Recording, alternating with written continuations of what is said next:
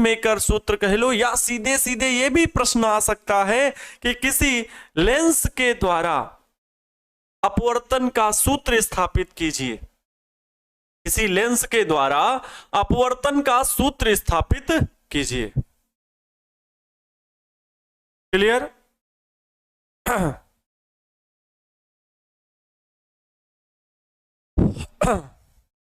Okay, चलो तो देखो, अब लेंस के अपवर्तन का सूत्र क्या होता है? 1 में अपवर्तन का सूत्र होता है 1 में f इज इक्वल टू 1 में v प्लस 1 में u, प्लस होता है प्लस 1 में u।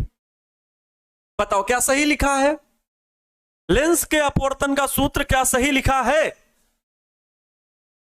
देखे तो कितने लोग छापू सुल्तान है जो बैठे देख रहे हैं, ताक रहे हैं? ताकू सुल्तान, हाँ बताइए। अच्छा चलो कमेंट बॉक्स में जल्दी से कमेंट करो, क्या ये फार्मूला एकदम बिल्कुल सही है? हमें तो समझ आए। ये f क्या है? तो फोकस दूरी है। v क्या है? लेंस से प्रतिबिंब की दूरी है। u क्या है? लेंस से वस्तु की दूरी है। हाँ, नो सर, -1 में u होगा, यही मैं सुनना चाह रहा था। और मेरे तमाम छापू सुल्तानों के आंसर यस सर भी कमेंट आ रहे हैं, है ना? गलत है। कुछ बच्चे ये भी लिख रहे हैं, मैक्सिमम बच्चे बोल रहे हैं गलत, नो। Very good. तो देखो समझिए, इसका सूत्र होता है 1 में f इज इक्वल टू 1 में v माइनस 1 में u।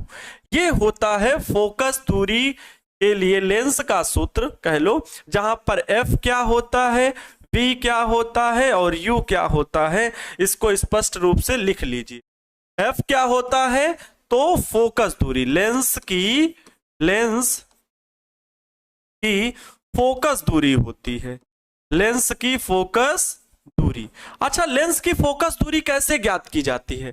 v ये क्या होता है? प्रतिबिंब, लेंस से प्रतिबिंब की दूरी, लेंस से प्रतिबिंब की दूरी, लेंस से प्रतिबिंब की दूरी, लेंस से प्रतिबिंब की दूरी। u क्या होती है? तो लेंस से वस्तु की दूरी, लेंस से वस्तु की दूरी, वस्तु की दूरी। चलो, तो इसी बात को हमको प्रूफ करके दिखाना है, इसी बात को हमको क्या करना है? प्रूफ करके दिखाना है। हाँ, दर्पण का सूत्र वो होता है 1 में f इज इक्वल टू 1 में v प्लस 1 में u। आप सही है। आपकी परीक्षा लेने के लिए ही हमने ऐसा काम किया। अब आगे बढ़े।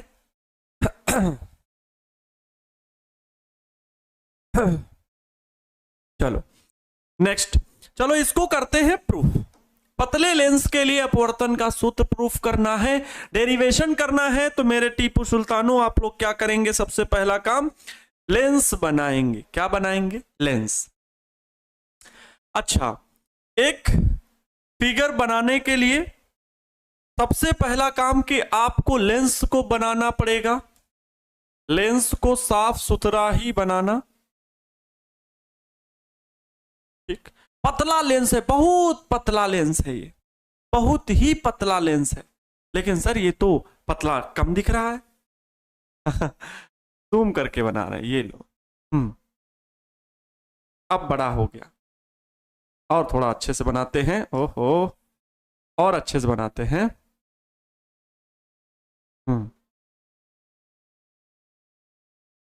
हाँ, अब सही है। पतला लेंस है, ये एक कोई पतला लेंस है, और इसका ये रहा मुख्य अक्ष, ये रहा प्यारे बच्चों इसका मुख्य अक्ष। ठीक, देखो चित्र बड़ा बना रहे हैं ताकि आपको स्पष्ट रूप से दिखे। ये एक कोई लेंस है, दो गोली पृष्ठों को जोड़ करके बना है। ठीक है, दो गोली पृष्ठों को जोड़ करके बना है। इसका यहां कहीं पर होगा प्रकाशिक केंद्र। ये दो गोली पृष्ठों को जोड़ करके बना है। दो गोली पृष्ठ मान लिया क्या है? एक, इस पॉइंट को नाम तो ए ही दे देते हैं, इस पॉइंट को नाम मैं बी दिए देता हूं, इस पॉइंट को नाम मैं सी दिए देता हूं। और ऑप्टिकल सेंटर, ऑप्टिकल सेंटर भी कैपिटल सी है वो। ठीक है, ये स्मॉल सी मान लेना। वैसे इसकी जरूरत नहीं पड़ेगी, ठीक। इसकी जरूरत मैं यहां पर लिख देता हूं, क्या, ए भी जो है ये स्मॉल ए, स्मॉल बी, और ये रहेगा स्मॉल बी, इस पॉइंट से। मतलब ये जो लेंस के जो सतह है, एक लेंस का ये जो गोलीय पृष्ठ है, दो गोलीय पृष्ठों को जोड़ करके ही तो लेंस बन रहा है। तो एक एबीसी, एक एडीसी। इन दोनों की वक्रता त्रिज्याएं कैसे होंगी तो ध्यान देना प्यारे बच्चों। अगर इस पृष्ठ की देखें, जो दूसरा पृष्ठ है एडीसी जो सतह है, उसको जुम जुम जुम जुम जुम जुम बड़ा सा ऐसे गोला बनाएंगे, तो यहां कहीं पर इसका क्या आ रहा होगा, वक्रता केंद्र आ रहा होगा प्यारे बच्चों। यहां कहीं पर मान लो इसका क्या है, वक्रता केंद्र किस पृष्ठ का है, तो एडीसी पृष्ठ का है भाई, दूसरे पृष्ठ का है ना इस तरफ, तो इसको C2 बोल देना मेरे प्यारे बच्चों, C2 बोलेंगे। अब विद्यार्थी जी बात आएगी अगर इसकी इस तरफ,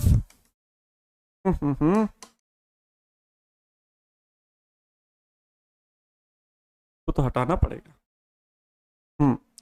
यहां पर देख लेंगे, मैंने इस जगह पर मान लिया है कि ये जो वक्रता केंद्र है इस जगह पर है C2। इसका पहले वाले गोलीय पृष्ठ का क्या होगा, जल्दी थोड़ा देखो स्पीड से, सम सम सम सम सम सम। ये गोला बनेगा तो यहां कहीं पर होगा, पहले वाले गोलीय पृष्ठ का यहां कहीं पर वक्रता केंद्र होगा। अर्थात प्यारे बच्चों, पहले वाले पृष्ठ का यहां पर बना लीजिए, क्या, यहां पर मान लेते हैं, यहां पर, यहां कहीं पर, सेम डिस्टेंस में मानना, थोड़ा देखने में अच्छा लगे। ये हो जाएगा प्यारे बच्चों C1। ये एबीसी गोलीय पृष्ठ का वक्रता केंद्र है। हमें बताना है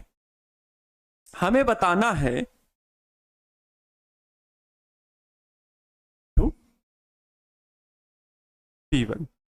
हमें वस्तु का प्रतिबिंब बना करके और उसका लेंस का सूत्र स्थापित करना है। मान लेते हैं कि कोई वस्तु यहां पर बिंदु P पर स्थित है, ठीक है, कोई वस्तु इस प्रकार से, ये बिंदु P पर स्थित, कोई बिंदु P है और वस्तु का नाम भी P ही है, यहीं पर ये बिंदु वस्तु रखी हुई है। पहले आप इस लेंस के लिए लैंग्वेज भी लिख सकते हो, कोई दिक्कत नहीं, मैं लैंग्वेज अभी बाद में लिख दूंगा। पहले मैं कुछ इमेज चित्र बना दूं और फिर उसके बाद गणना करना शुरू करूंगा और पूरी लैंग्वेज भी लिख दूंगा। बस चित्र को ध्यान से समझ लो, जिसको चित्र बनाना फिजिक्स में आ गया और खास करके ऑप्टिक्स में, उससे पूरी की पूरी फिजिक्स, पूरी की पूरी ऑप्टिक्स हमेशा बन जाएगी, कोई भी क्वेश्चन नहीं छूटेगा। तो अगर प्यारे बच्चों ये वस्तु रखी हुई है, बिंदु P पर वस्तु रखी हुई है, इससे चलने वाली प्रकाश किरण, मान लो बिंदु P से प्रकाश किरण चली, बिंदु P से प्रकाश किरण चली और सतह पर इस बिंदु पर पहुंची। ध्यान से सुनना, सतह ABC पर पहुंची। तो जब सतह ABC पर पहुंची, मैं कह रहा हूं इसके दोनों ओर माध्यम समान है। कांच, ये कांच का बना हुआ है, किसका बना हुआ है, कांच का बना हुआ है। और कांच कैसा माध्यम है, तो सघन माध्यम है। कैसा माध्यम है, सघन माध्यम है, अर्थात लेंस तो कांच का है, वो सघन माध्यम है। इसके दोनों तरफ प्यारे बच्चों विरल माध्यम है। इसके दोनों तरफ क्या है, मान लो इस तरफ ये विरल माध्यम, विरल माध्यम, विरल माध्यम। इसके अपवर्तनांक को हम लोग N2 मान लेते हैं और इसके अपवर्तनांक को, विरल माध्यम के अपवर्तनांक को N1। ये N1, ये N2। अरे विरल माध्यम तो इधर भी है, कहीं कहीं पर बुक में आप लोगों को ये तीसरा माध्यम भी मिल जाएगा, लेकिन उसके लिए आपको सिलेबस में पढ़ना नहीं है, सिर्फ यही जो बता रहे हैं हम वही पढ़ना है। विरल माध्यम जो कि आपको हो जाएगा ये N1। भाई इसको N1 माने तो दूसरी तरफ भी तो चारों ओर माध्यम अधिकतर वही होता है, वायु। और वायु माध्यम में ये एक लेंस रखा हुआ है जिसके सामने यहां पर हमने रख दी वस्तु, और इस वस्तु से चलेंगी प्रकाश किरणें। तो प्रकाश किरणें एक तो ये भी कह सकते हो भाई मुख्य अक्ष के समांतर भी चली गई, ये वाली मुख्य अक्ष के अनुदिश, तो ये तो बिना विचलित हुए सीधे चल जाएगी। ठीक है, सघन माध्यम में, फिर सघन माध्यम में भी लंबवत गिरी तो फिर आगे निकल जाएगी। लेकिन एक प्रकाश किरण को मैंने प्यारे बच्चों कैसे भेजा, एक प्रकाश किरण को मैंने इस प्रकार से भेजा है। ये यहां पर सतह एबीसी पर आपतित हुई। अच्छा, आपतन के बाद क्या होगा? अपवर्तन की घटना। तो ये सघन माध्यम है, सघन माध्यम में क्या होगा? अभिलंब की ओर झुकेगी। अरे भाई नहीं जानते हो तो जानो, ये प्रकाश किरण है, ये अभिलंब है। एक प्रकाश किरण आपतित हुई, ये है अगर विरल माध्यम, और सघन माध्यम में प्रकाश किरण जा रही है, तो यहाँ जो आपतन कोण आई दिख रहा है इससे छोटा होगा अपवर्तन कोण। अभिलंब से विरल माध्यम में जब सघन माध्यम में जाएगी तो जाने का मार्ग तो ये था प्रकाश किरण का, लेकिन ऐसे नहीं जा करके अभिलंब की ओर झुक जाती है। ये है अभिलंब, नॉर्मल। अभिलंब की ओर क्या हो जाती है? झुक जाती है। ये है अपवर्तन कोणार्क। तो इसलिए प्यारे बच्चों हमें यहां पर अभिलंब खींचना पड़ेगा। अभिलंब किसका? तो इस एबीसी गोलीय पृष्ठ का। इस बिंदु पर अगर अभिलंब खींचना है तो प्यारे बच्चों अभिलंब होगा केंद्र से, इसके वक्रता, इस गोलीय पृष्ठ के वक्रता केंद्र से होकर के जाने वाली रेखा। तो देखो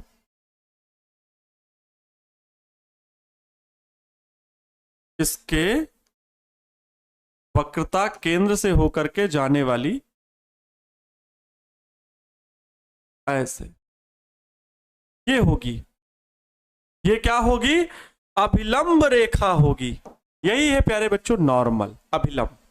अब हम बता सकते हैं कि ये जाने वाली प्रकाश किरण जो है ये जा, तो बहुत ध्यान समझना, जा तो ये ऐसे रही थी, ऐसे सीधे जा रही थी ना, लेकिन नहीं, अब ये सीधे नहीं जाएगी, क्योंकि इस कांच के भीतर कैसा है? सघन माध्यम।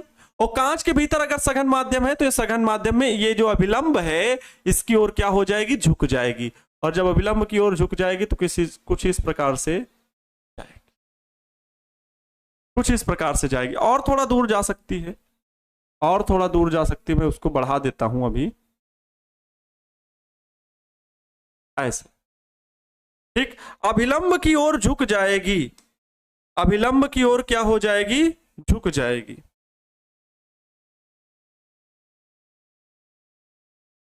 अभिलंब की ओर झुक जाएगी। अब जिस बिंदु पर ये दोनों मिले, इस बिंदु पर जहां पर मिले, यहां पर बनेगा प्रतिबिंब। अरे सर कैसे? ये प्रकाश किरण कांच से बाहर निकलेगी तो फिर अपवर्तन की घटना होगी। पहले सतह एबीसी से अपवर्तन की घटना हुई, इस गोलीय पृष्ठ से अंदर भीतर कांच है, ये पूरा कांच है, तो इसमें प्रकाश किरण अभिलंब की ओर झुक जाएगी। लेकिन प्यारे बच्चों जैसे ही प्रकाश किरण इस बिंदु पर पहुंचेगी, पहले तो अपवर्तन इस बिंदु पर हुआ, फिर दूसरे बिंदु इस जगह पर भी अपवर्तन की घटना होगी। और जब अपवर्तन इस बिंदु से होगा, तो अब प्रकाश किरण सघन माध्यम से विरल माध्यम की ओर निकल रही है। भाई हमने ये जो लाइन खींची है पूरी गई थोड़ी प्रकाश किरण, ये तो इस यहां के बाद फिर मुड़ेगी, क्योंकि अब सघन माध्यम से बाहर किरण निकल रही है विरल माध्यम में, तो अपवर्तन की घटना तो फिर होगी। फिर से समझो भाई, विरल माध्यम से प्रकाश किरण चली, यहां पर पहुंची तो सघन माध्यम में प्रवेश कर रही है, सघन माध्यम में प्रवेश कर रही है, तो ये वाला तल उत्तरदायी है, यहीं पर अपवर्तन की घटना हो जाएगी। अपवर्तन की घटना होगी तो जो अभिलंब के अनुदिश हम माप सकते हैं, तो अभिलंब खींचे और इस अभिलंब के अनुदिश देखे कि भैया जाना तो इसको सीधे था, लेकिन सीधे नहीं गई, क्योंकि ये कांच है, सघन माध्यम है, तो अभिलंब की ओर झुकेगी। विरल माध्यम से सघन माध्यम में जाते समय अभिलंब की ओर झुकी तो ऐसे सीधे निकल जाती, लेकिन निकली नहीं, यहां पर फिर अपवर्तन हुआ, ये तो एक आभासी रेखा हो गई, आभासी रेखा। यहां से प्यारे बच्चों इसीलिए इस प्रतिबिंब को हम आई डैश मान रहे हैं। ये प्रतिबिंब बना लेकिन आई डैश। अब इसको देखो, यहां से फिर अपवर्तन की घटना होगी। अब यहां पर अपवर्तन की घटना जब होगी तो अब प्रकाश किरण सघन से जा रहा है विरल में। गोलीय पृष्ठ कौन सा है? ये ए डी, यहां पर डी माने ना बीच वाला पॉइंट, डी सी, एडीसी सतह में। तो इसमें भी प्यारे बच्चों ध्यान से देखो, इसके लिए मैं प्रकाश किरण दूसरी मान लेता हूं, दूसरे कलर की,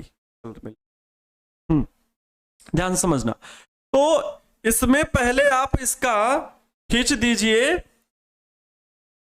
वक्रता केंद्र से अभिलंब इस रेखा पर। भाई सतह एडीसी है, सतह एडीसी है, तो केंद्र से जाने वाली रेखा इस एडीसी में देखो, ये है, यही है कि नहीं?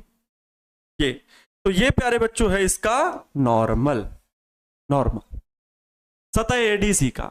इसके अनुदिश ये प्रकाश किरण मुड़ेगी। इस प्रकाश किरण को हम इस कलर में ले लिए। अब देखो जाना इसको ऐसे था यहां से, लेकिन विरल माध्यम में जा रही है, विरल में ये प्रकाश किरण ऐसे जा रही थी, है ना, यहां से, तो अगर इस तरफ सघन होता तो हम कहते ये अभिलंब ही तो खींचा गया, अभिलंब की ओर झुकती, लेकिन नहीं, अभिलंब से दूर हटेगी। ये अभिलंब जाने वाले अपना जो मार्ग है, जो जाने वाला मार्ग है उससे दूर हट जाएगी, वो भी बाहर की ओर, क्योंकि विरल माध्यम में प्रकाश किरण आ रही है, कांच से बाहर विरल माध्यम में आ रही है, तो इस प्रकार से बाहर हटके कुछ इस प्रकार से इस बिंदु पर मिलती हुई दिखाई। अब प्यारे बच्चों, जो यहां पर प्रतिबिंब बन रहा है, यही है वास्तविक प्रतिबिंब, यही है वास्तविक प्रतिबिंब। बात समझ में आई? ये इस प्रकार से चित्र बनाना है। चित्र आसान लगेगा कब? जब आप बहुत बेहतरीन तरीके से इसे समझ जाएंगे। अब देखो, मैं इसे समझाता हूं, इसकी लैंग्वेज भी लिख देता हूं, थोड़ी बहुत इसकी लैंग्वेज भी लिख देता हूं। पहले इसको थोड़ा सा मैं छोटा कर लूं। इधर आ जाओ, हम भाग गए।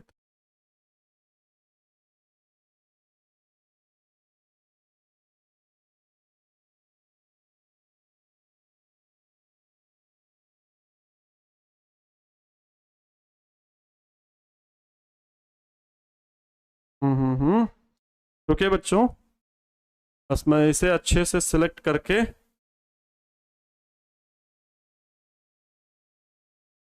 अब सही है। देखो चित्र अच्छे से आपको दिख रहा है। लैंग्वेज लिख देता हूं। लैंग्वेज क्या? माना एक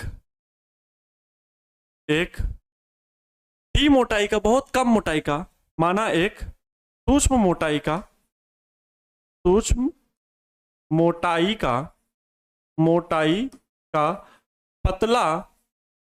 पतला उत्तल लेंस है, जिसकी वक्रता त्रिज्याएं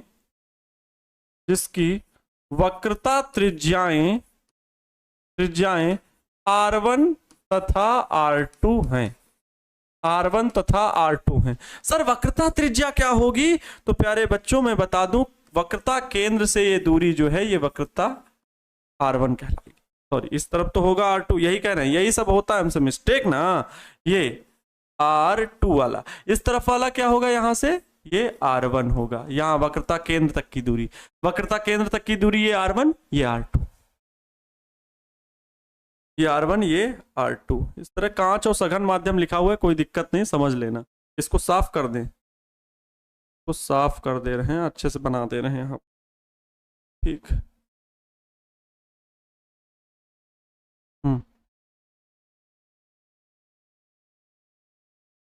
अब ठीक, ये समझ लेना, ये कांच का है और एक इसका है, तो सघन माध्यम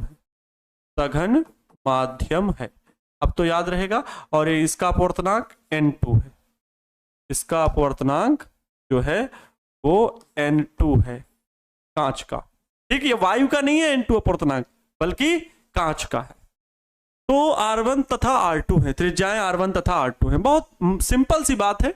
हम लोग मान लेते हैं, माना एक बिंदु वस्तु P है, माना एक बिंदु वस्तु P है, बिंदु वस्तु P है। लेंस के दोनों ओर कैसा माध्यम है? लेंस के दोनों ओर समान माध्यम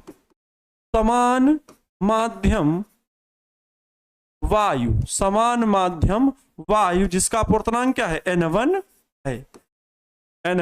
है। ठीक, एकदम सिंपल सी ये बात लिख देनी है। अब देखो यहां पर दो बातें स्पष्ट कर दीजिए। सतह, दो बातें स्पष्ट कर दीजिए। सतह ABC के लिए, सतह ABC के लिए, और दूसरा हमको बताना है सतह ADC के लिए। अगर हम सतह ABC की बात करेंगे, पहली वाली सतह, तो इसके लिए वस्तु कौन? P। इसके लिए जो वस्तु होगी, वस्तु होगी P। वस्तु होगी P। इसका प्रतिबिंब क्या होगा? इसका प्रतिबिंब होगा प्यारे बच्चों I डैश। इसका प्रतिबिंब है बना बिंदु P वस्तु से जो अपवर्तित होकर के प्रकाश किरण जाती लेकिन गई नहीं, तो आभासी रूप में प्रतिबिंब कौन बना? I dash, I dash. अच्छा, ये अब सतह ADC के लिए वस्तु कौन? तो जान लो, सतह ADC के लिए जो प्यारे बच्चों वस्तु है, यही आभासी किरण जो मैंने खींची I डैश, ये इसके लिए वस्तु का कार्य करती है सतह ADC के लिए, तो I डैश इसके लिए हो जाएगी वस्तु और इसका प्रतिबिंब हो जाए। देखो बुक में समझ में नहीं आएगा प्यारे बच्चों, इसलिए ध्यान से लेक्चर को देख लो। जो इसका प्रतिबिंब, क्योंकि ये चैप्टर 20 से 25 नंबर का देने वाला है आप लोगों का। बिल्कुल सिलेबस प्लानर जो है ना, सिलेबस प्लानर वो तैयार कर लिया गया है और आपको भेज भी दिया जाएगा PDF फॉर्मेट पे। उससे आपको पता लग जाएगा कि हम लोग सिलेबस को कैसे कंप्लीट करने वाले हैं, किस डेट में कौन से लेक्चर होंगे, ये सारी की सारी बातें लिखी हैं। और ये बेहतर क्वालिटी के लिए बस आपके साथ कार्य किया जा रहा है, क्योंकि हम लोग क्वालिटी से कोई समझौता नहीं करना चाहते, ठीक। और आपको उसके लिए सहयोग थोड़ा सा देना होगा। अनावश्यक बातों को नकारते हुए सिर्फ और सिर्फ पढ़ाई पर फोकस, सिर्फ और सिर्फ पढ़ाई, क्योंकि अब आपके आने वाले समय बहुत कम बचा है, ठीक है। कल आप सभी का ऑफलाइन का उद्घाटन भी होने वाला है, ठीक, टारगेट बोर्ड का जहानाबाद में, वहां पर भी बच्चों को हेल्प मिलेगी। जो लोग आना चाहते आ सकते हैं, आपने देखा होगा प्रतिबिंब, मतलब प्रिंस सर ने आमंत्रण दे दिया है, सभी लोग वीडियो देख सकते हैं, कैसे आना है कैसे पहुंचना है जान सकते हैं। सुबह से पहुंच सकते हैं, कोई दिक्कत नहीं, 9-10 बजे से पहुंच सकते हैं। प्रतिबिंब इसका क्या बनेगा? इसके द्वारा ये प्रतिबिंब बना है I, इसका प्रतिबिंब है I। ध्यान से देख लो, इसका वस्तु P इस सतह के लिए और प्रतिबिंब I डैश इस सतह, बाद वाली सतह के लिए जो दूसरी सतह है उसके लिए वस्तु I डैश और प्रतिबिंब I, ये प्रतिबिंब I बन रहा है। बात समझ गए? प्रतिबिंब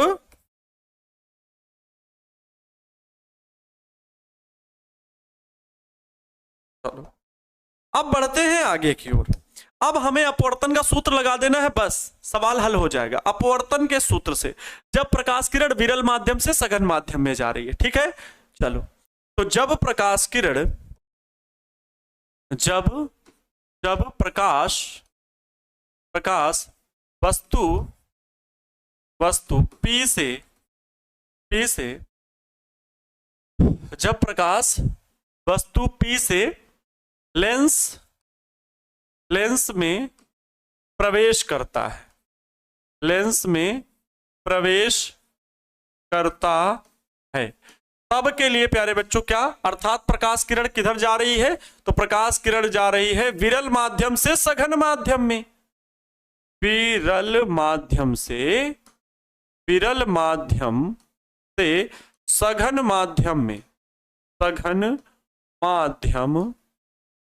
में, विरल माध्यम से सघन माध्यम प्रकाश किरण जा रही है। तो इसके लिए सूत्र सिंपल सा याद है सभी बच्चा पार्टी को, N2 अपान में V माइनस N1 अपान में U is equal to N2 minus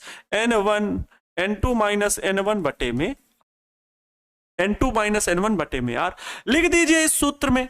सूत्र आपका यही होगा इस सूत्र से, क्यों? क्योंकि प्रकाश किरण विरल माध्यम से सघन माध्यम में जा रही है, यही हम लोग प्रूफ किए थे। N2 अपान में V की वैल्यू, अच्छा V की वैल्यू क्या होगी? देखो, अगर सतह ABC की बात करेंगे तो इसके लिए वस्तु क्या है? I dash. तो वस्तु को यहां पर ऑप्टिकल सेंटर ये C माने थे ना, इसको O मान लेते हैं। क्या इसको हम लोग मान लेते हैं O, ये O है, ठीक। ऑप्टिकल सेंटर क्या है? O है। तो OI डैश इसका क्या हो जाएगा? प्रतिबिंब हो जाएगा। तो यहां पर लिखेंगे OI डैश। अच्छा, दाईं ओर की दूरी है तो ये धनात्मक रहेगा, कोई दिक्कत? माइनस N1 बटे U की वैल्यू वस्तु है, तो वस्तु इसके लिए, इस सतह के लिए P है, तो O से P तक की दूरी बाईं ओर है तो माइनस का होगा, तो माइनस का OP, कोई दिक्कत? बराबर N2 माइनस N1, तो N2 माइनस N1 लिख देंगे, वो तो है ही है, ठीक है, लिख ही देंगे, बटे में R। आर। अच्छा आर देखो, इस सतह के लिए वक्रता केंद्र किधर है, इधर है ना, और ओ सी वन जिसकी दूरी है R1, तो ओ सी वन मैं लिख रहा हूं, दाईं ओर है तो दाईं ओर धनात्मक ही लिखेंगे ओ सी वन। यहां पर चाहो तो लिख दोगे कि V बराबर प्लस का ओ आई डैश, और U बराबर माइनस का ओ पी, चित्र से ये वैल्यू निकाले हो, और R बराबर ओ सी वन जो कि R1 के बराबर है। ठीक, अभी इतना लिख दो, अभी इतना लिख दो बस,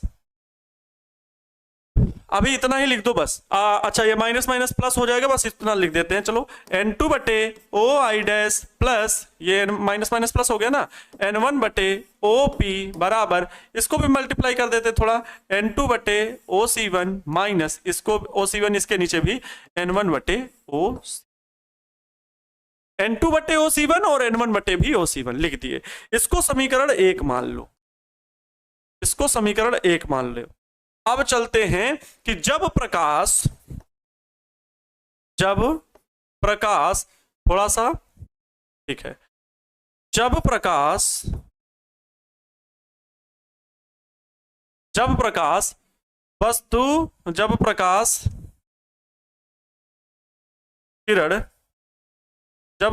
किरण आभासी रूप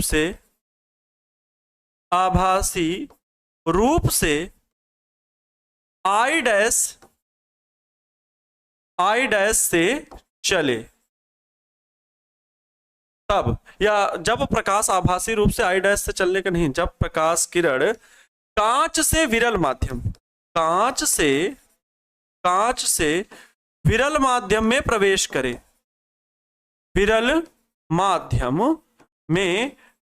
करे, तब सतह दूसरी होगी, प्रवेश करे तब सतह दूसरी कौन सी, अरे भाई चित्र यही तो होता है, स्लाइड बार बार बदलनी पड़ती, एडीसी।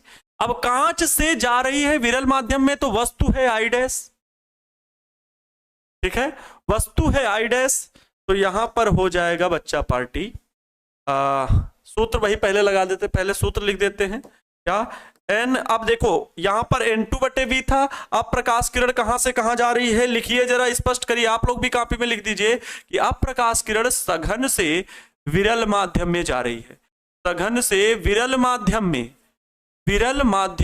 में, तो पहले ही हमने सूत्र चेंज करके आपको लिखे आज की इन दोनों सूत्रों की जरूरत पड़ने वाली है। ये देखिए कि जब प्रकाश किरण सघन माध्यम से विरल माध्यम में जाएगी तो N2 N1 आपस में चेंज हो जाएंगे, तो जहां N2 अपान में V था वहां अब हो जाएगा N1 अपान में V। चलिए तो यहां पर हो जाएगा N1 अपान में V माइनस N1 अपान में U था, N2 अपान में U, तो वो हो जाएगा N2 अपान में U, पहले सूत्र लिख देते हैं, बराबर N1 माइनस N2 बटे में R, इस सूत्र में लिखना है। अब सूत्र आपका ये लगेगा, अब ये सूत्र अप्लाई करना है, N1 बटे V, चलो लिखते हैं N1 बटे V। अच्छा तो इसके लिए वस्तु प्रतिबिंब कौन, दूसरी सतह के लिए प्रतिबिंब कौन, I, तो ओ आई लिखेंगे, ठीक है, ओ आई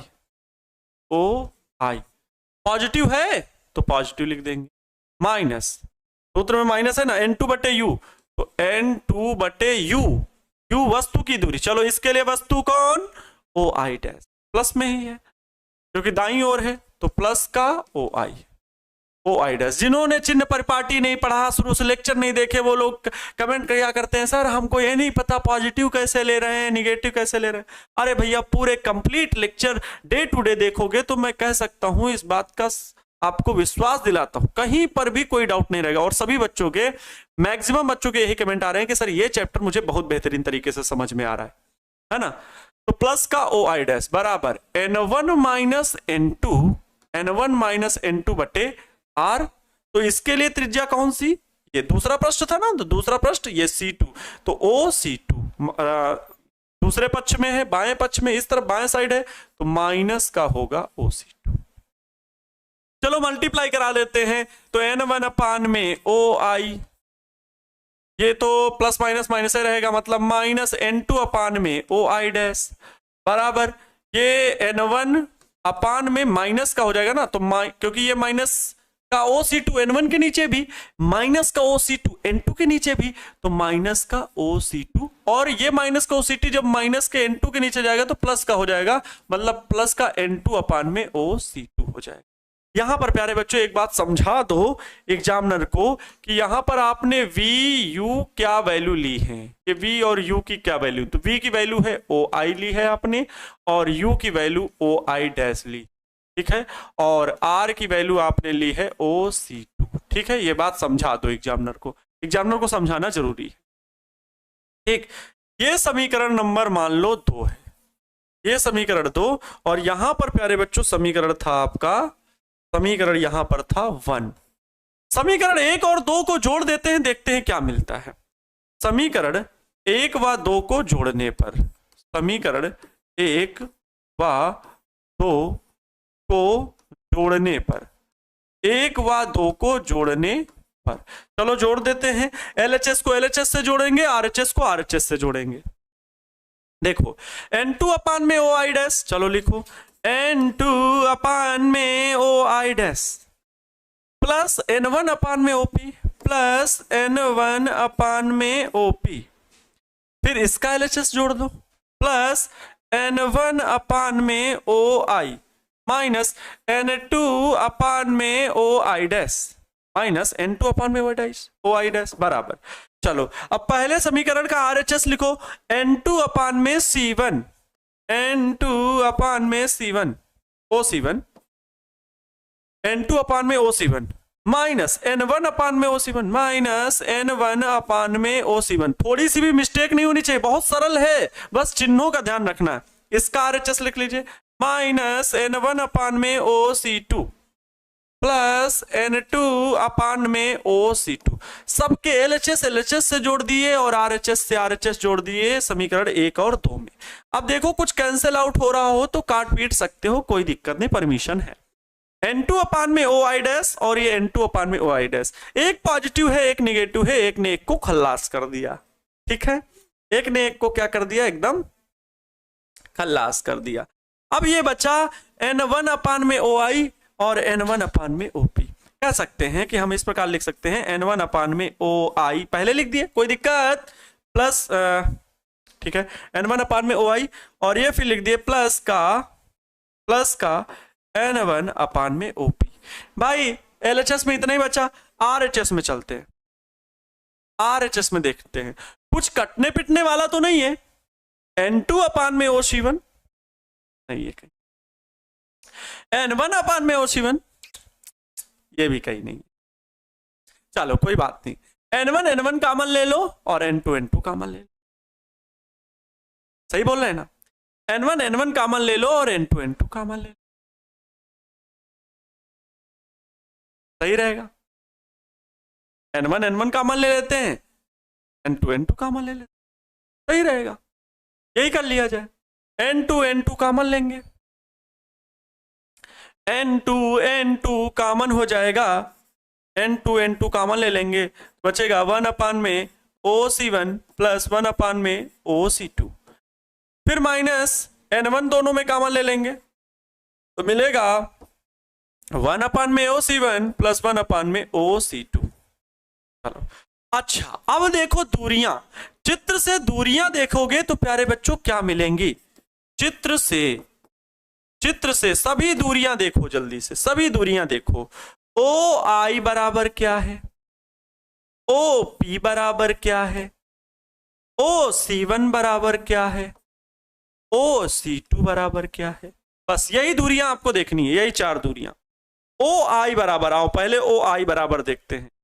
OI तो प्यारे बच्चों ये है प्रतिबिंब की दूरी यहां पर, क्योंकि ये वास्तविक प्रतिबिंब यही बन रहा है, ये P, वो तो V डैश बनता लेकिन उसकी कोई जरूरत नहीं हमें, ये P की दूरी वस्तु, तो OI की वैल्यू हो गई प्लस का V क्योंकि दाईं ओर है। OP को देख लेते हैं, OP O से P की ओर ये वाली दूरी, ये प्यारे बच्चों बाईं ओर है, किस ओर है, बाईं ओर है, तो ये माइनस का हो जाएगा, तो ये कहां पर गया भैया, हाँ ये माइनस का U हो जाएगा। OC1 आओ, C1, ये R1 दूरी है, पॉजिटिव होगी क्योंकि दाईं ओर है, तो OC1 प्लस का R1 लिखेंगे। OC2 देख लेते हैं, OC2 बाईं ओर है तो माइनस का R2 लिया जाएगा, माइनस का। चलो सारी वैल्यू को इस इक्वेशन में पुट कर दो, N1 अपान में OI, N1 अपान में OI की वैल्यू क्या है, V है, V ध्यान से देखते जाना, प्लस का N2 है, क्या है भाई, अच्छा N1 नहीं है, N1 अपान में प्लस का N1 अपान में OP है, OP की वैल्यू माइनस का U है, तो माइनस का बराबर N2 है। चलो N2 OC1 plus OC2, OC1 plus OC2 दोनों जगह है, दोनों जगह वही है। पहले चलो लिख लेते हैं हम, 1 अपान में OC1 की वैल्यू क्या है, OC1 की प्लस का R1, प्लस का R1 लिखना है, प्लस 1 अपान में OC2 माइनस का R2 है, तो ये प्यारे बच्चों प्लस को माइनस कर देगा, अर्थात यहां आ जाएगा माइनस R2, 1 माइनस R2। फिर देखो, अच्छा देखो ये OC1 प्लस 1 अपान में OC1 प्लस 1 अपान में OC2, जो वैल्यू यहां है वही वैल्यू यहां है, जो वैल्यू यहां है वही वैल्यू यहां पर है, तो इसका मतलब है प्यारे बच्चों यहां पर भी वही बनेगा। यहां पर क्या है थोड़ा देख लो, माइनस N1 लिखा हुआ है, तो माइनस का N1 और फिर यही टोटल वैल्यू मिलेगी 1 अपान में R1 माइनस 1 अपान में R2, यही वैल्यू मिलेगी। फिर देखो ये माइनस लिखा हुआ है, माइनस इसके अंदर जाएगा और N1 भी दोनों में है, तो N1 कॉमन कर लेंगे, बचेगा 1 अपान में V माइनस 1 अपान में U। अरे बच्चा पार्टी ध्यान से सुनो, नहीं समझ पा रहे हो आप लोग, N1 दोनों जगह से कॉमन कर लिया, ये माइनस यहां पर मल्टीप्लाई हुआ तो माइनस आ, तो 1 अपान में V माइनस 1 अपान में U बचा, ये N1 बाहर है, बराबर। ध्यान से देखो यहां पर भी 1 अपान R1 माइनस R2, यहां पर भी 1 अपान R1 माइनस R2, तो 1 अपान में R1 माइनस 1 अपान में R2, ये कॉमन ले लेंगे और ब्रैकेट में बचेगा क्या, N2 माइनस ये क्या, N2 माइनस N1, ये N1 इधर क्या कर रहा है, इसको वहां फेंक दो, ये मिलेगा 1 अपान में V माइनस 1 अपान में U इज इक्वल टू 1 अपान में R1 माइनस 1 अपान में R2, और प्यारे बच्चों N2 को फेंक दिया था ना N1 को, यहां से N1 को फेंको तो दोनों के बटे में जाएगा, N2 बटे N1 माइनस N1 बटे N1, ये मिलेगा। N1 से N1 बोले तो खल्लास हो जाएगा, मिलेगा क्या प्यारे बच्चों, 1 अपान में V माइनस 1 अपान में U इज इक्वल टू 1 अपान में, ये फिर ये वाला वैल्यू पहले लिख ले, है ना, N2 माई अपान में N1।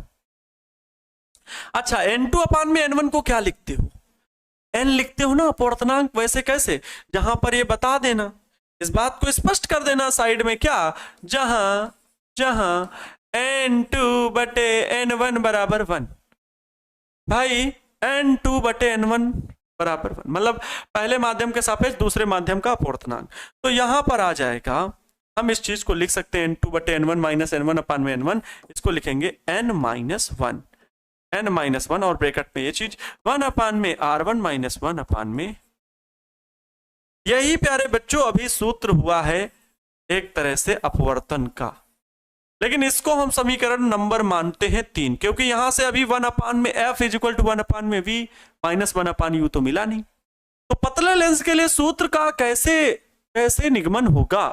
अब ध्यान से सुनो, अगर प्यारे बच्चों प्रकाश किरणें, अब देखो यहां से फिर से मानना फलाना धमाका चलेगा, टाइम है ना, अभी बहुत टाइम है। हम जानते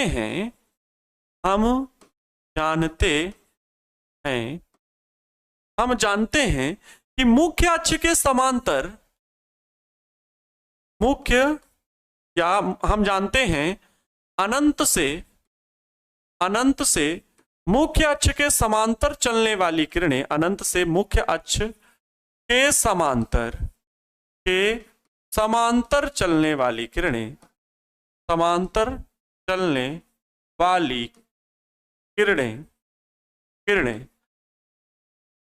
फोकस पर प्रतिबिंब बनाती हैं।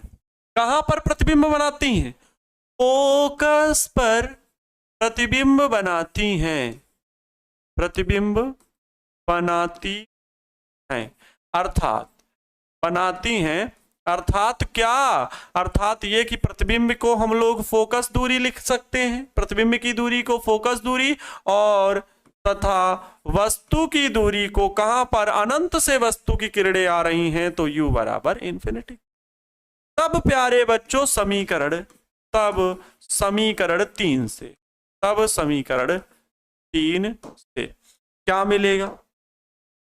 तब समीकरण 3 में जो 1 में v लिखा हुआ है उस जगह पर v की जगह f लिखेंगे, माइनस जो 1 में u लिखा हुआ है उस जगह इन्फिनाइट लिखेंगे, बराबर जो n-1 और ब्रैकेट में 1 में r1 माइनस 1 में r2 जो लिखा हुआ है, यही लिखा हुआ है ना कि r2 माइनस r1 लिखा हुआ है भाई, r1 माइनस r2 लिखा हुआ है, तो यहां पर आएगा n-1 में r1 minus 1/r2।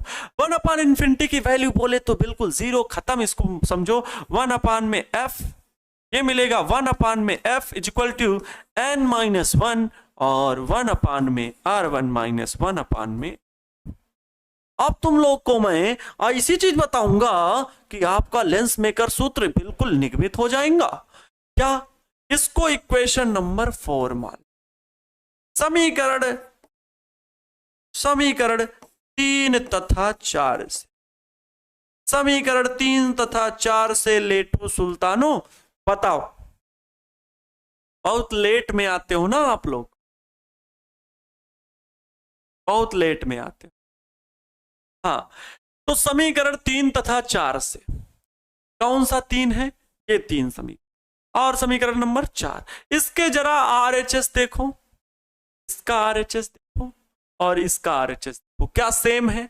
Yes sir बिल्कुल सेम है, तो इनके LHS भी बराबर होंगे। कहने का मतलब है अगर मैं LHS में ये बात लिखा हुआ हूं 1 में f, ये इस उसके LHS के बराबर होगा 1 में v माइनस 1 में u।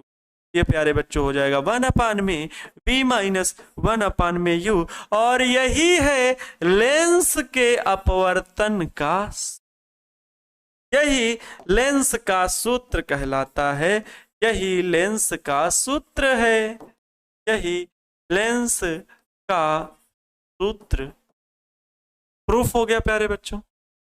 प्रूफ हो गया कि नहीं? प्रूफ हो गया? प्रूफ हो गया कि नहीं? बोलिए भाई।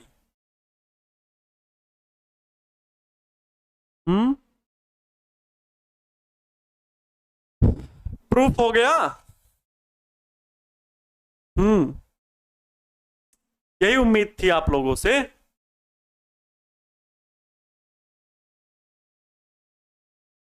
कह रहे हैं कि अगर पूछ लिया तो एग्जाम में हम इसे छोड़ देंगे सर, क्योंकि मुझे पता है मैं बीच में लटक जाऊंगा। भाई गजब किए हो, कैसे लटक जाओगे? ये कैसी बात कर रहे हो? इतना सिंपल इतना सिंपल है, इतना आसान है, फिर भी आप लटक। कितने पेज पहुंच गए भाई? 1 2 3 4 5, खत्म हुआ कि नहीं? 5, और 5 स्लाइड है यहाँ पे, बहुत बड़ा बड़ा हम लिख रहे हैं, आपको स्पष्ट दिखाई दे इसके लिए। बहुत सा आसान है, एक बार आप अगर खुद से मन से इत्मीनान से बैठ गए, जिस स्टेप में मैंने बता दिया है, बस चित्र समझ गए ना, चित्र और ये दोनों फार्मूले जो आपको पहले ही मैंने बता दिए थे, ये दोनों फार्मूले अप्लाई करने हैं। मैंने भी तो आपके सामने पूरा डेरिवेशन किया आपको समझाते हुए। तो प्यारे बच्चों, ये दोनों फार्मूले अगर याद हैं और चित्र अगर समझ गए कि भाई पहले पृष्ठ के लिए कौन वस्तु कौन प्रतिबिंब, इसीलिए तो देखो मैंने कितने कह सकते हैं विधिवत तरीके से आपको मैंने ये अलग कर दिए। ठीक, मैंने ये चीजें जो हैं वो अलग कर दी कि भाई सतह एबीसी के लिए वस्तु कौन प्रतिबिंब कौन, और सतह एडीसी के लिए वस्तु कौन प्रतिबिंब कौन। कितना आसान हो गया। सतह एबीसी, ये सतह एडीसी के लिए वस्तु कहां से, सघन माध्यम से, प्रकाश अब सघन माध्यम से विरल माध्यम में जाएगा, तो इसके लिए दूसरा सूत्र लगाना है। अच्छा चलो शॉर्टकट में लिख दें क्या यहाँ पर, इसके लिए सूत्र लगाना है n2 अपान में v माइनस n1 अपान में u is equal to n2 minus n1 upon में r। यहाँ पर सूत्र ये लगाना है। इसके लिए सूत्र क्या लगाना है बच्चा पार्टी, n1 अपान में v माइनस n2 अपान में u is equal to n2 minus n1, sorry n1 minus n2 upon में हो गया। फिर तो प्लस और माइनस को रख के हल करना ही है। मैंने बताया ना कि अपवर्तन की घटना हो रही है तो अपवर्तन वाला सूत्र ही तो लगाओगे, जो n2 अपान में v माइनस n1 अपान में u बराबर 1 minus n1 minus n2 minus n1 upon में r। जो मैंने प्रूफ कराया उन्हीं सूत्रों को तो प्रयोग करके हो रहा है डेरिवेशन, कुछ अलग है। कितने बच्चों से हो जाएगा जल्दी से बताओ, कितने बच्चों से हो जाएगा? यस सर हो जाएगा। कितने बच्चों से हो जाएगा?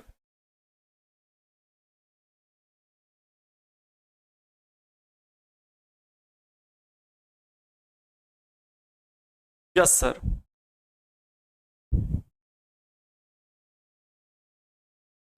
ओके, n माइनस 1 कैसे आया? कहा भैया n माइनस जो है कैसे आया? ये देखो लिखा है, ये n2 बटे n1 को हम क्या, ओहो हम n2 बटे n1 को देखो 1 लिख दिए हैं, गलत लिख दिए क्या? इसको प्यारे बच्चों यहां पर ये लिखना है, जहां n2 बटे n1 बराबर n है ना, ये n2 बटे n1 बराबर n, और n1 से n1 क्या हो गया? कैंसिल आउट हो गया, 1 हो गया, ये 1 हो गया। बहुत गलती करते हैं आनंद सर, देखिए यहां लिख रहे हैं n2 बटे n1 और उसको n बोल रहे हैं, लेकिन बोलते समय ये n नहीं लिख रहे हैं, है ना, ये n होगा। देखो ना ये वाली वैल्यू क्या n, n2 बटे n1 को n माना है, n2 बटे n1 को n माना है। बार बार n2 बटे n1 n2 बटे n1 नहीं लिखना, अच्छे से लिखने क्या जरूरत है, n लिख दे, n बता है क्या है, n2 बटे n1 है, और ये n1 से तो n1 कैंसिल आउट ही हो गया, तो वो तो 1 ही बचेगा ना, वो तो 1 ही बचेगा, वो तो 1 बचेगा। और 1 अपान में r1 माइनस r2 लिखा हुआ है, ये दोनों गुणा में ही तो थे, दोनों अलग अलग ब्रैकेट में। Yes sir, yes sir. Okay, तो प्यारे साथियों आज के लिए क्लास में इतना ही। आप सभी के प्यार और सपोर्ट के लिए बहुत बहुत धन्यवाद। कल की क्लास में मिलेंगे, नहीं कल तो पूरे दिन ऑफ रहेगा, टारगेट बोर्ड पर सभी क्लासेस बंद रहेंगी, सभी टीचर्स वहीं पर सेमिनार पर होंगे। आप लोग जो लोग आ रहे हैं, जैसे कुछ बच्चे आए भी आज यहाँ ही ऑफिस में आ गए, और वो लोग अब जहानाबाद के लिए कुछ बच्चे चले भी गए, तो कल हम लोग वहीं पर मिलेंगे और सेमिनार में अच्छे तरीके से ठीक सेलिब्रेट करेंगे। तो मिलते हैं अब परसों नेक्स्ट डे, और आपका एग्जाम भी है। तो प्यारे बच्चों मैराथन मैंने ली थी 7 घंटे की क्लास, उसको देख लेना, और फिर पिछले वीडियो लेक्चर्स भी आपके पढ़े हुए हैं वो भी देख सकते हैं। और बाकी 7 घंटे की क्लास ली जिसमें पूरा का पूरा फर्स्ट पेपर कंप्लीट हो गया। बात करें सेकंड पेपर की, तो वो पहला, इसमें यही चैप्टर सबसे ज्यादा मेन है, सबसे ज्यादा मेन यही है। 20 से 25 नंबर ये चैप्टर से आता है, 20 से 25 नंबर का, ठीक। तो इसलिए इसमें लॉन्ग क्वेश्चन, इस चैप्टर के लॉन्ग क्वेश्चन पढ़ लो, एक लॉन्ग क्वेश्चन निश्चित रूप से आना है, निश्चित रूप से आना। 3 ही तो आपको करने होंगे 6 में, एक तो इस चैप्टर से हो गया, ठीक।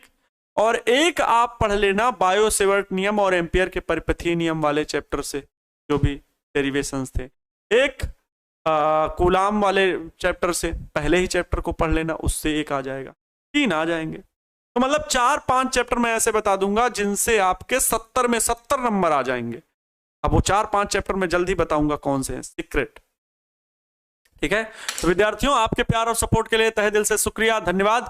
खूब मस्ती से पढ़ाई करते रहें, और कोई बर्डन न ले, बोझ न ले कि एग्जाम है तो बड़ा बोझ लिए घूम रहे हैं, नहीं, एकदम फ्री रहे। सबके साथ ऐसा होता है, जैसे जैसे एग्जाम नजदीक आता है लगता है कि भाई बहुत, हम तो कुछ पढ़े ही नहीं, हमने तो कुछ पढ़ा ही नहीं, इतना पढ़े याद ही नहीं हमको कुछ। सबके साथ ऐसा होता है, लेकिन बस वही आत्मविश्वास की परीक्षा होती है, और आत्मविश्वास अपना प्रबल रखें। मिलते हैं नेक्स्ट डे क्लास में, खुश रहें, मस्त रहें, दूसरों को खुश रखने का पूरा प्रयास करें। माँ तेरे पसीने की हर एक बूंद को मोती सा चमकाऊंगा, तू सपने बड़े देखना, उसे पूरा करके मैं दिखाऊंगा। लग चुकी है तलब मंजिल की, खुद को आग में झोंक देंगे, ठोकरें कहती हैं कि मारा जाएगा, हौसले कहते हैं कि देख लेंगे। जय हिंद, वंदे मातरम।